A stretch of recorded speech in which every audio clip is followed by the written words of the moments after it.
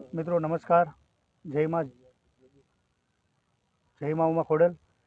આ પાટીદાર નવરાત્રિ મહોત્સવ મોરબીમાં અમે 9મા વર્ષમાં મંગલ પ્રવેશ કરી રહ્યા છીએ। ત્યારે આજે કોન્ફરન્સ બોલાવવાનું કારણ એક જ કે ઘર ઘર સુધી સમાચાર પહોંચે કે આ નવરાત્રિની વિશેષતા શું છે અને આ વર્ષનું આયોજન શું છે। ત્યારે આ નવરાત્રિમાં આ વર્ષે જે વધતી રકમ કે નફાની રકમ 50% શહીદ પરિવારને બોલાવવામાં આવે છે। 25 પરિવાર આવવાના છે, શહીદ પરિવાર 9 દિવસ, અને 50% જે પાટીદાર કરિયર એકેડેમી જે છાત્રાલય ખાતે કે પટેલ ચલાવી રહ્યા છે, 50% અમે એમાં આપવાના છીએ। તો આ નવરાત્રિમાં જે ગયા વર્ષે પણ અમે નિર્ણય લીધો હતો કે ફરજિયાત તિલક કર્યા વિના નો એન્ટ્રી, એવી રીતે આ વર્ષે પણ અમારા 11 બ્રાહ્મણો બંને ગેટ પર 11 બ્રાહ્મણો ઊભા રહેશે અને તિલક ફરજિયાત કરવાના રહેશે। અને જે લોકોએ તિલક નહીં કર્યા હોય એમને એન્ટ્રી આપવામાં નહીં આવે, અને આઈડી પ્રૂફ લોકોએ સાથે રાખવાના રહેશે કે ગમે ત્યારે અમારા આયોજકો કે બાઉન્સરો કે સિક્યુરિટી સ્ટાફ માંગે તો એમને સહકાર આપવાનો રહેશે। ત્યારબાદ છોકરાઓ માટે, નાના ભૂલકાઓ માટે ગયા વર્ષની જેમ હિંચકાઓ અને લપસિયાઓની વ્યવસ્થા રાખેલ છે, જેથી કરીને છોકરાઓ પણ માનો પર્વ માણી શકે। ત્યારબાદ દર વર્ષે જેમ 40 થી 50 લાખ રૂપિયા દર વર્ષે અમે શહીદ પરિવારોને આપી ચૂક્યા છીએ। છેલ્લા 4 વર્ષથી આપી છીએ અને અત્યાર સુધી 200થી વધારે શહીદ પરિવારને 3 કરોડથી વધારે રકમ અમે આપી ચૂક્યા છીએ સેવાયત સંપત્તિ ફાઉન્ડેશન।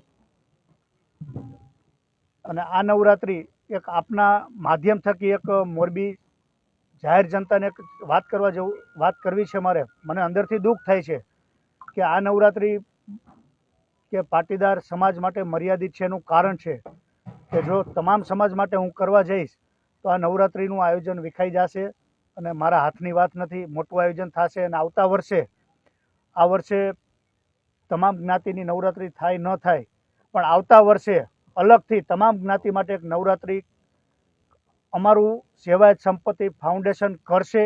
એની હું આ મીડિયા થકી મોરબી જનતાને આજે જાણ કરવા જઈ રહ્યો છું કે અમે એમાં ફૂલ સપોર્ટર રહેશું। જે લોકો નવરાત્રિ કરવા માંગતા હોય તમામ જ્ઞાતિની, પણ બેન દીકરીઓ માટે એન્ટ્રી ફ્રી છે।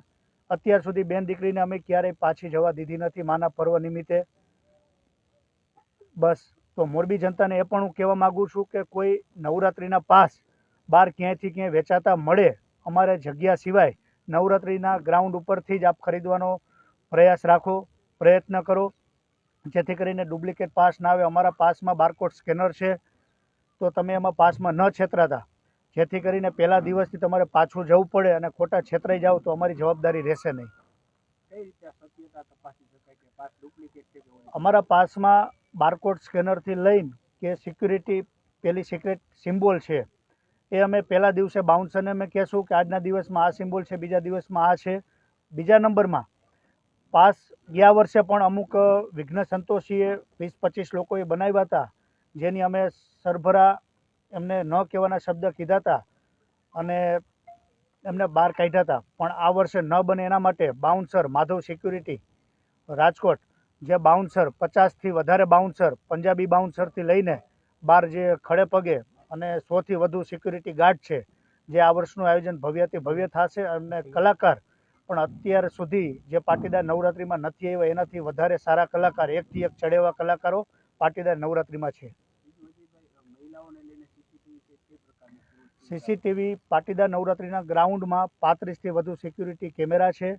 ત્યારબાદ ladies bouncer, ladies security guard, નાની નાની સુવિધાઓ, તમામ સુવિધાઓ આપવામાં આવી રહી છે। મેડિકલની બહાર જે વીવીઆઈપી ગેટ છે એમની બાજુમાં જ દવાથી લઈને BHMS કે પછી MD ડૉક્ટર, કોઈ સારા ડૉક્ટર અમે ત્યાં બેસાડીશું અને એમને હોસ્પિટલનો પૂરેપૂરો લાભ લેશું। આપણે